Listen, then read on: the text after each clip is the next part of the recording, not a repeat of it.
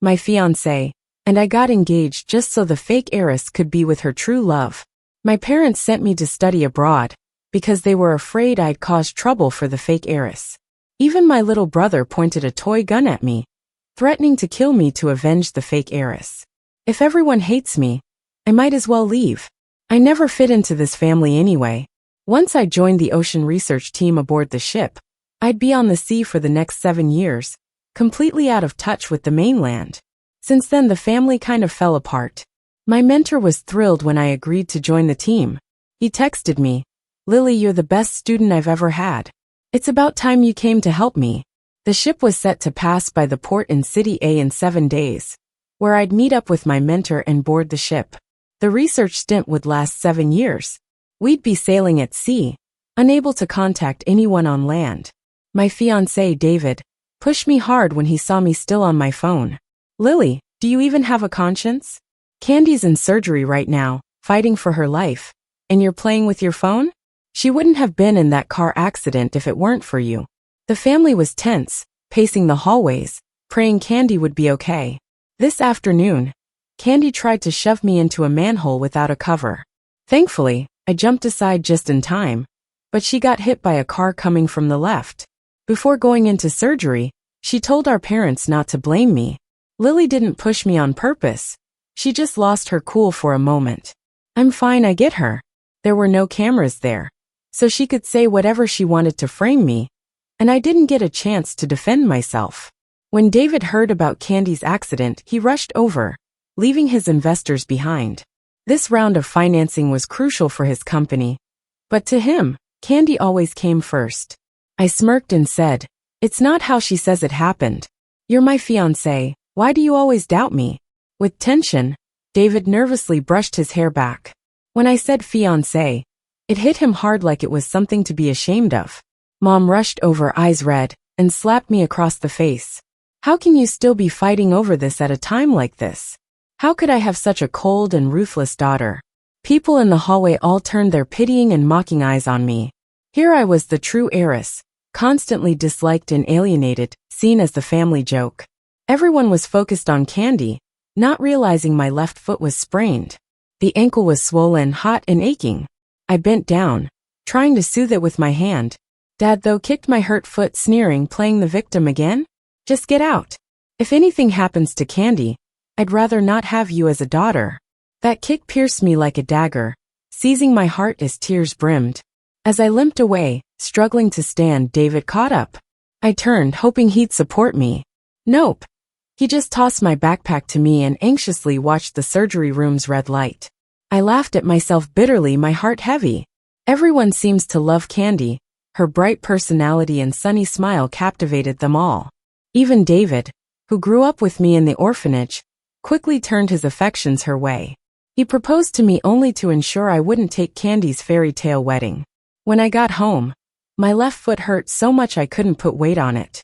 I hobbled upstairs, only to have my 10-year-old brother Ken pop out, shooting at me with his toy gun.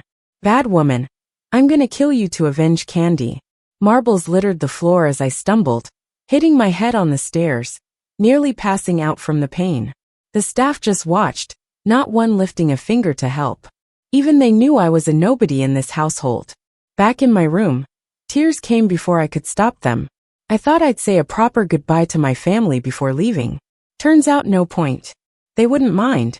All I could take with me were a few fish, new breeds I'd cultivated, my research. Candy's so-called severe injury? After a thorough checkup, it was just a cut on her leg. My parents were so worried about the noisy hospital environment affecting Candy's recovery. They brought her home the next day.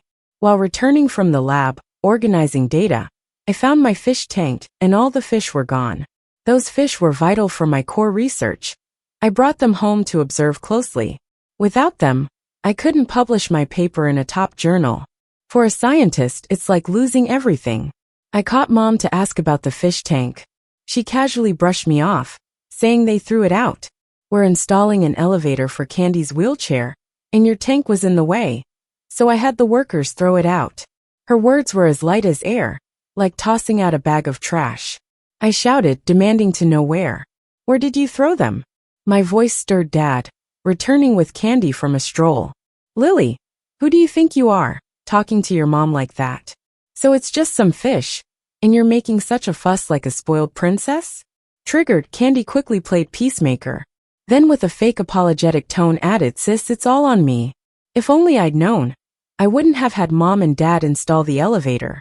She blinked, forcing a couple of tears. My parents were so worried about her. Even little Ken tried to comfort her with snacks. Only when I caught her gaze did she flash a victorious and cunning smirk. I didn't want to argue with them, so I ran out, pain shooting through my ankle, to search for my fish. Thankfully, the workers found the fish lovely and planned to sell them instead of tossing them. I repurchased them from the workers and set the tank in my bedroom this time, away from anyone's way. Little fish, just wait 4 more days, and I'll take you to see the real ocean. Since I came back 7 years ago, I don't think I've had a real conversation with anyone. They were too busy making Candy happy. All my thoughts and worries were just for these little fish to hear. I heard I'm joining a marine research team, so my bestie Clara called to confirm. Are you really going to be isolated at sea for 7 years? She asked, sounding a bit sad. Yeah, I can't stick around here anymore. Doing serious research is a good path too, I replied. She was silent for a while. She knows better than anyone what my situation at home is like. When are you leaving? I have to take you out for dinner before you go. I'm boarding the ship in 4 days. Let's meet up tomorrow night. Suddenly, the door swung open, and Ken popped his head in, suspiciously asking, where are you boarding a ship to? At lunch, Ken brought it up again, asking where I was going. He ran tattling to mom and dad, saying I'm hiding something bad from the family. Lily, what's going on? Dad asked sternly, like he was interrogating a subordinate who messed up. His kindness is always reserved for Candy. I figured since I'm leaving anyway, might as well let them know. Just as I was about to speak up, Candy laughed, looking at her phone. Mom, Dad, look at this news article. The article talked about the Marine University forming an ocean expedition team. Those participating will be at sea for 7 years, unable to contact land. The sea's choppy and you'll get seasick easily. And for 7 years, what kind of fool would go? Ken laughed, joining in. It's worse than prison. Anyone who goes must be crazy. Mom said dismissively, only losers who can't make it on land would go. David gave me a murky look. He knows I'm pursuing a Ph.D.at the Marine University. Did you know about this? He asked. I kept eating with my head down, and softly said yeah. Then tell us, who on earth would sign up for that mission? He said, clearly trying to win points with Candy. In the past, I would have gone along, but not today. The exploration of the ocean is a lifelong passion for my classmates and mentors, and it's a mission I share. Such pursuits shouldn't be ridiculed or mocked. I contradicted Mom and Candy's words. The project is state-funded, and its findings will help the nation's marine development. Researchers have to go through many layers of selection to qualify for this expedition. Meaning, only the academic elite can join the team, not some poor saps. I continued picking at my food, noticing the silence. David sat stiffly beside me, clearly not expecting me to embarrass him. Mom and Dad were surprised too, because I usually agreed with them to avoid their displeasure. Candy put down her chopsticks, sulking. Sister, are you saying I'm ignorant? I know you've studied abroad and have seen more of the world, but I stayed here to be with Mom and Dad. She started sobbing as if deeply wronged. Back then, she failed her study abroad applications, and now it's become a tale to brag. Ken threw a meatball at my face, telling me to apologize to Candy. Sauce dripped down my chin to my neck, thick like crawling worms. I put down my utensils, cleaned my face, and was about to leave the table. Stop. You haven't said where you're going in 4 days, Dad called after me. I stood my ground. I'm going to the sea. Enough, Mom interrupted, busy handing tissues to Candy. Who cares where she's going? As long as she's out of this house and doesn't upset Candy, I'll be relieved. I walked out the front door without looking back. My ankle was still busted, and I needed to go to the hospital. The doctor set me up with a physical therapist for adjustment. The treatment room was packed, and it took all afternoon to get to me. In the middle of it, David called to cancel the wedding. I agreed without hesitation. Before hanging up, he threw in, Lily, are you sure? It's his way of throwing a tantrum, typical of his manipulative tactics. He's waiting for an apology, thinking I'd crawl back. But I see no point in investing emotional value in someone who doesn't love you. Let's end this. As I left the treatment room, I ran into Mom and Dad with candy for her treatment. Dad looked slightly surprised seeing my swollen, bruised ankle. The doctor advised me to eat light and avoid overexertion. I nodded.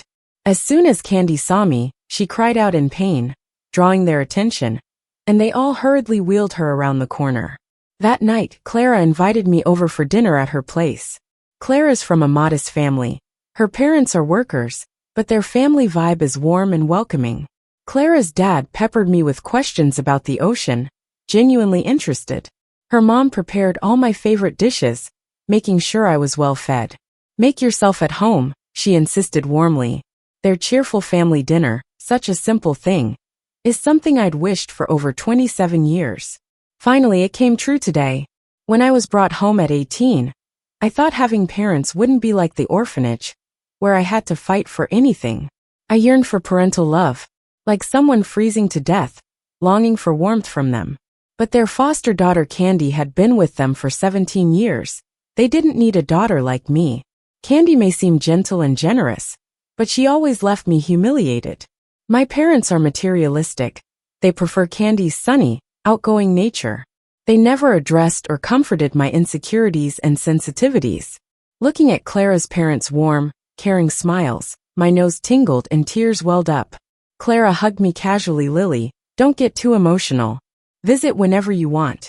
That night and the next 2 days I stayed at Clara's. They helped me shop for the necessities I'd need on board. The store owner admired Clara's dad. With lovely daughters like yours, life must be free of worries. Clara's dad scratched his head, a little embarrassed, about to clarify when Dad appeared with his assistant. The assistant handed the owner a list, asking her to gather the items. Probably things for Candy again. Dad looked at Clara's family with a grim face full of suspicion. Where have you been for 3 days? Don't hang out with questionable people. It'll ruin your reputation. His words were almost humiliating. I didn't want Clara's family to feel awkward. Clara's family treated me really well. They knew what I liked to eat and would go shopping with me. Stop judging others with your narrow views, I thought. I've come to terms with the fact that my parents don't really love me. I don't expect love from them anymore. Once I decided that, standing up to my arrogant dad wasn't so hard. How dare you? Dad scolded me. But I didn't look away.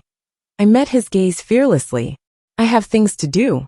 I'm leaving, I said, linking arms with Clara and her mom, while Clara's dad carried my stuff. We left the store without looking back, heading to our next destination. Later that night, my dad surprised me by calling. Lily, you need to come home for dinner tonight. Over the phone, I could hear Candy whining on his shoulder. Dad, I want this. Dad replied, all right, whatever you like, you can have it. I didn't respond right away, but finally decided to go back. I had a ship to catch tomorrow. I needed to grab the fish tank and openly inform them of where I was going. When I got home, I heard Candy and Kin laughing from the hall. The servants were busy carrying dishes back and forth. Dad was watching the news and nodded at me, his way of saying hello. The table was full of dishes, but none that I liked. Candy smiled sweetly at me. Lily, you don't like these dishes? It's fine. The cook is preparing something special for you. Mom still held a grudge but remained silent. She was crouched on the floor, carefully checking Candy's wound. I shifted my leg, hiding my left foot behind the chair. This luxurious home felt never lit for me. After a long wait, a servant brought out a big dish. Mr. and Mrs., here's the steamed fish Miss Candy ordered. The dish was placed in front of me. The patterns and fins on the fish looked familiar. Lily, Dad said your foot was injured, so I made this dish to help you heal. Do you like it? Candy's innocent and eager eyes hid a malicious intent. I shoved the chair back and, dragging my left leg, rushed upstairs to check on my fish tank. It was empty, just as I suspected. My carefully nurtured butterfly fish of 3 years had turned into tonight's dinner. My research, my data all gone. At that moment, I heard Candy's wheelchair, signaling her assent. Lily, what are you looking for? Come down and eat. Mom, Dad, and Ken are waiting for you. She did it on purpose. It was absolutely deliberate. I'd told everyone at home how important that fish was to me. Why? Why did you insist on steaming that fish? I lost it, banging on the fish tank, demanding answers from Candy. Sis, what's wrong? Candy retreated slowly, her voice trembling with fear. I just thought the fish was nutritious, so I had the chef steam it. Don't be mad, don't hit me, she stammered. Then abruptly she fell from her wheelchair, landing on the floor. The noise was loud. Mom and Ken rushed over. Without waiting for an explanation, Mom slapped me twice and went to help Candy. Ken set the wheelchair upright, glaring at me with anger. Lily, you're an ungrateful brat. We treat you well, why do you bully her? I stood there, thinking only of the butterfly fish that died in vain. I know how important the fish was to you. Dad spoke up, but Candy didn't mean it. She just wanted to help. Even now, my parents believe such childish excuses. It's not that they're gullible, it's that they willingly favor Candy. So, you invited me back tonight just to receive Candy's goodwill? Outside, the rain poured and the wind blew the windows open. I thought of the 3 years of effort gone to waste, and my heart ached. This kind of goodwill I can't and won't accept. I moved down the stairs like a puppet, leaning on the banister. Dad was busy checking Candy, not giving me another thought. David walked in from outside, holding a massive bouquet of bluebells adorned with cute trinkets. Knowing Candy would eventually marry someone else, David still wanted to make her happy. I brushed past him, heading to the door for an umbrella. Lily, where are you going? David grabbed my arm. The fish is gone. There's nothing left for me here. I just want to get a good night's sleep at Clara's. Then I'll catch the ship tomorrow. When I shook him off, David shouted, It's pouring out there. Are you crazy?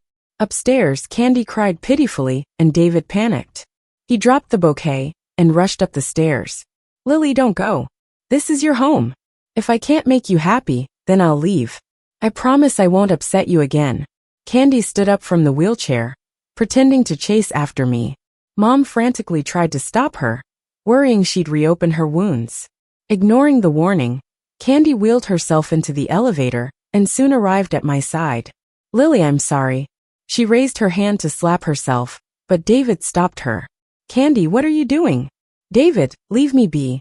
It's all my fault, she sobbed, dramatic enough to faint. Mom saw the blood on Candy's bandages, looking at me with even more disdain. Lily, let me tell you, Candy will always be my daughter. You'll never push her out of this home. Candy lay on Mom's shoulder, a slight smirk on her lips. Dad ordered me back to my room. The slap left my face burning and my ears ringing. His words echoed in my head. The fish are gone, so what's left for me to go back to? I took a couple of steps out the door. Behind me, Dad yelled, Lily, if you step out that door today, never come back. I wasn't planning to return anyway. I ditched the umbrella and ran straight into the pouring rain. Sis, don't go, Candy shouted, chasing after me. Candy, don't bother with her. We don't have such an unreasonable daughter, Mom said coldly, her words stinging as much as the rain, making me shiver even more. Clara's family was startled by my drenched appearance. I forced a smile and said I was fine. In the past, Mom used to make me stand in the rain as punishment, so I've been through worse. After a hot shower, Clara's mom made me some ginger soup to warm up. Sweetie, you're leaving on a ship tomorrow. How can your parents treat you like this? The self-pity I used to feel wasn't there anymore. I felt surprisingly calm. They kicked me out and told me never to return. I sipped the ginger soup and said it's really good. The next day, the clouds cleared and the sun shone brightly. I said goodbye to Clara's family and headed to the pier.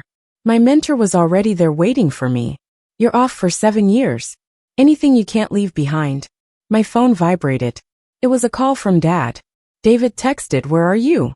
The ship's horn blared as a vessel cut through the sea, entering the harbor. I tossed my phone into the ocean and flashed a bright smile. Nope.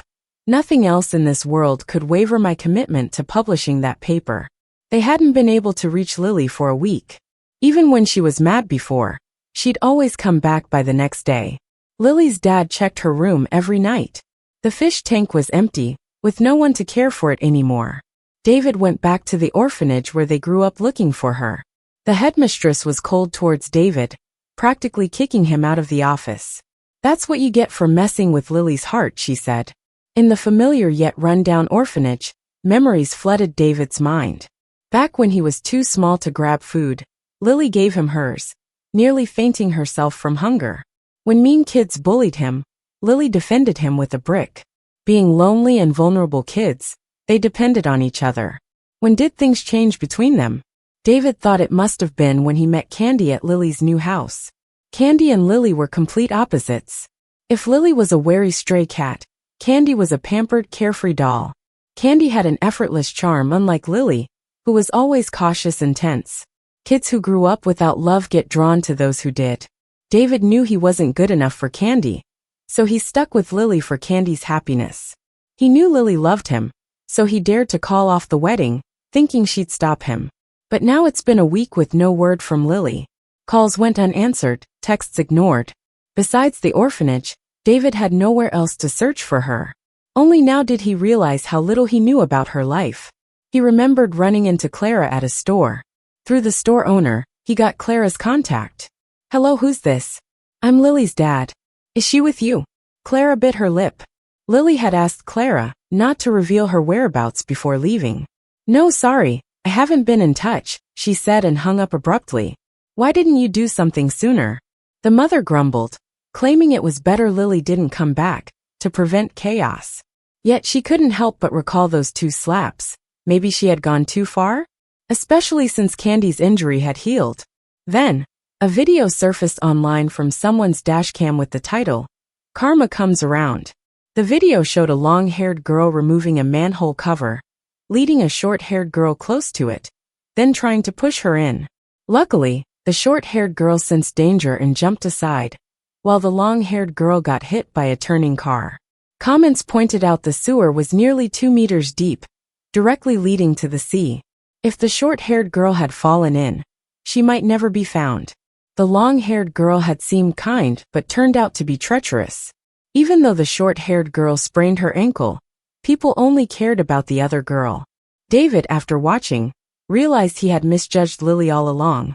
She was telling the truth. Candy really is that way, he thought. But where was Lily now? Frustrated, he put down his phone, pounding his head with his fists. Lily's father came across Lily in a news article. The headline read, "Ocean Research Expedition Sets Sail," led by University marine science expert. In the group photo, Lily stood proudly in the front row, wearing her lab coat and smiling brightly. Reflecting on Lily's 9 years with them, he'd never seen her smile like that. The news mentioned the research would last 7 years, during which communication with land would be impossible. Reflecting on Lily's comments at the dinner table, he realized she was preparing to say goodbye. Unfortunately, her mother interrupted with hurtful words. The video too reached Lily's father. He and Lily's mother were in shock after watching it. In their hearts, Candy was seen as the obedient and forgiving daughter who never harmed anyone. So whenever she was unhappy or in tears, they'd always take her side unconditionally and blame Lily. Deep down, they thought that Lily, having grown up in an orphanage, must be more cunning than Candy. Remembering all the past misunderstandings and punishments, Lily's mom was heartbroken. Her tears fell freely. "She must be so disappointed in us. I wasn't a good mom at all," she thought.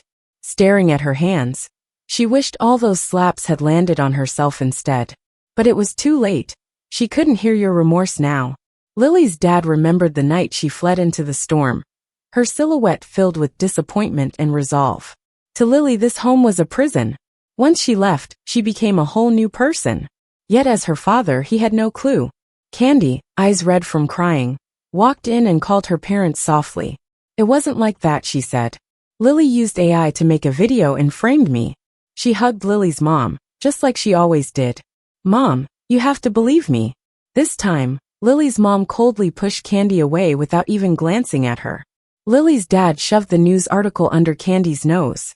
"Are you saying Lily made and posted a video to frame you while on a ship with no signal?" After reading it, Candy realized she was completely exposed. She knelt at Lily's mom's feet, pitifully pleading, "Mom, Dad, I didn't mean it. I just loved you so much and was scared Lily would steal your love." Both angry and hurt, Lily's mom kicked Candy in the chest. "That was a sewer leading to the ocean. You wanted her dead without a trace left behind. My poor daughter survived only to face more torment." Remember all those times you stirred up trouble between me and Lily? I regret adopting you. Candy crawled back, hoping for her dad's mercy. Dad, I was wrong. I know I was wrong. I'll massage your shoulders like before, okay? But Lily's dad just kicked her aside. He stared at the newspaper, and 2 tears slipped down his cheek. Recently, Ken had also been unwell, either dizzy or with a stomachache. Initially, they thought he was faking to skip school. But then he collapsed with seizures at school, and was rushed to the hospital. That's when Lily's parents realized something was wrong, and took him for a checkup. The doctor said it was chronic poisoning. David played a recording in front of Lily's parents. It was Candy's voice saying, "Mom, once I get the inheritance, you won't have to work your stall anymore." "Silly girl," her mom replied. "That family has their real daughter and son. How could the inheritance come to you?" Candy sinisterly laughed. "The real daughter's been kicked out. And as for the son, well, I've been putting mercury in his milk every night. He won't last a few years. Even if he does, he'll be useless. When that day comes, I'll bring you to the mansion to enjoy life." Lily's mom went pale as paper upon hearing it. She not only wants Lily dead but plans to kill Ken too. Now Lily's dad was furious. "She won't even spare us, I fear. And we treated her so well, even better than our real daughter." "You're blind," he snapped. "Candy's a snake that'll never change. The wrong she's done to Lily, she'll pay back 1,000 times over." David, meanwhile, was only worried about Lily. "What about Lily? Do you know where she is? Is she safe?" Seeing the video of the open manhole, he feared the worst, that Lily had been killed by Candy. He secretly followed Candy, hoping to find answers, only to overhear her conversation with her mom. Luckily, Lily wasn't in danger. She'd joined an ocean research team, truly blessed. Lily's mom clutched her chest, filled with regret over years of mistakes. Yes, Lily loved the ocean. David caressed her face on screen, his fingers trembling. "She told me, but back then, I was too caught up with Candy to listen. I even let Candy cook her favorite fish, and she must have been miserable." Lily's dad gazed at the fish tank with endless sighs. "Will she come back?" Lily's mom wept. "Yes," David reassured them. The news said she'd return in 7 years. But it seemed like he was convincing himself more than them. 7 years later, they got the news and waited early at the port for me to disembark. Mom and Dad had aged a lot, hair turning gray. Ken had grown taller than Dad, and shielded his eyes as he looked towards the ship, eagerly. David clutched a bouquet of blue flowers, looking hopeful. But I didn't get off that ship. In those 7 years, I completed 7 top journal papers, and was offered a professorship at the Ocean University's South Branch. I was getting off at the next stop to start my new job. "Lily, can you tell us if Lily came back?" David worriedly asked as the crowd dwindled. Eventually, he found my mentor, an elderly lady with gray hair. "Who are you to Lily?" she asked cautiously. "I'm her fiancé," David replied excitedly. "But she said the engagement was long broken off, and she has no fiancé now." David looked dejected. Lily's parents and Ken approached. "We're her parents, and this is her brother. Can you please tell us where she is?" Across the distance, the mentor and I exchanged a glance. "In these 7 years, I've completely transformed. I've come to accept the past's bitterness and hardships. She's gotten a teaching job at a university abroad. She won't be coming to see you all anymore." The mentor left, leaving them standing there stunned. A year later, after settling down in the South Seas, I went back to visit Clara. She was shocked by how much I'd changed. While we were having coffee, she mentioned from time to time how my parents had changed over the years. "Candy got messed up by your dad. Probably long dead up in northern Myanmar by now. They spent a fortune building a marine park, and named it after you. The funniest thing is David. He actually closed down the company to work as a janitor at Ocean University, just to find out when you're coming back." I put down my spoon and saw a mother and child walking past the glass doors. The person looked familiar. When he turned around, I recognized Ken. He pointed at me and smiled foolishly. "Sister, sister." The woman tugged his arm, telling him not to be silly. "It really is Sister Lily." Hearing that, the woman quickly turned around. By that time, I'd already paid the bill and disappeared from Lily's mother's sight. Later, when Lily's father was critically ill, he begged the mentor to send word. asking me to come see him one last time. I had the mentor relay. The father-daughter bond is over in this lifetime. Clara said that when he saw the message, he completely lost the will to live. His heart monitor flatlined. He left a will. Besides leaving Lily's mother and Ken's living expenses, everything else was for me. I donated the money to an orphanage, hoping more kids like me could get help. When David found out about my donation, he begged until he got a job as a handyman at the orphanage. Lily will come back. If she comes back here, she'll remember our childhood feelings. He sent Lily's mom away, and also Ken, who had a disability. Finally, one day he claimed he saw me return. He was so excited to go change his clothes, but he tripped on a broom, had severe brain hemorrhage, and passed away within a day. The director said he kept saying my name until his last moment. The end.